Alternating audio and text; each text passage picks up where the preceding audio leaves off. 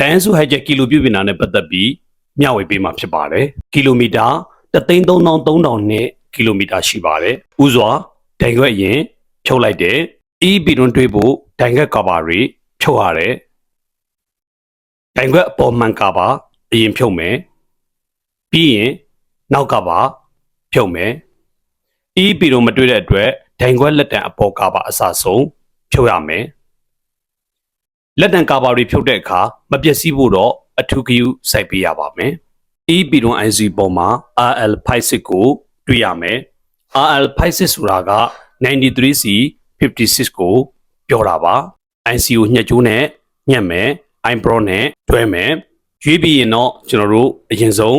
read မယ် read လိုက်တဲ့အခါမျိုးမှာခဏနံပါတ်တွေအားလုံးပေါ်ပြီဆိုတာနဲ့ကျွန်တော်တို့ကမလုပ်မယ်ဆိုလို့ရှိရင်သူ့ရဲ့ original kilo ရဖို့အတွက် calculation လုပ်ပေးရမယ် calculation လုပ်တဲ့အခါမျိုးမှာ Daihatsu hijack ဖြစ်တဲ့အတွက်ကြောင့်ကျွန်တော်တို့ Daihatsu hijack ထဲမှာ hijack ကကို 93C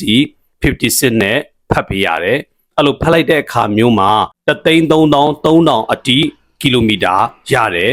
original kilo က1,330,000နဲ့ကီလိုမီတာ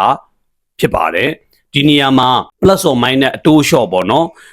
မူရင်းက1,330,000နဲ့ original ကီလိုမီတာဖြစ်တယ်အခုထွက်တာက1,330,000ကီလိုမီတာဖြစ်တယ် plus or minus အတိုးလျှော့ရှိတယ်ဆိုတာကိုတော့ကျွန်တော်တို့သိထားရမယ်ဥစွာထွက်လာတဲ့ဖိုင်ကိုကျွန်တော်တို့စေ့ပေးဖို့လိုအပ်ပါတယ်။ဘာဖြစ်လို့စေခိုင်းတာလဲဆိုတော့ဖိုင် error တစ်ခုခုဖြစ်တဲ့အခါမျိုးမှာမူရင်းဖိုင်ကိုပြန်လဲအသုံးပြုလို့ရအောင်စေထားတာပါ။ကျွန်တော်ကတော့ဒီမှာဆိုလို့ရှိရင်ကျွန်တော်စေတဲ့ဖိုင်နေဆိုလို့ရှိရင်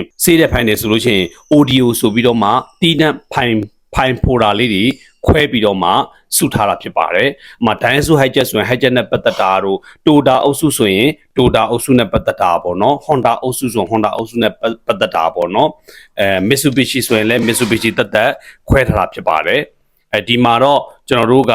သူ့ရဲ့hijack ထဲမှာ Daihatsu hijack ထဲမှာကျွန်တော်တို့ကဖိုင်ဖိုတာခွဲပြီးတော့မှ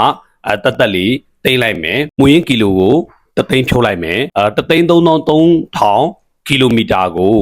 3,300ဆိုပြီးတော့မှ apply လုပ်လိုက်မယ်ကျွန်တော် apply လုပ်လိုက်တဲ့အခါမျိုးမှာ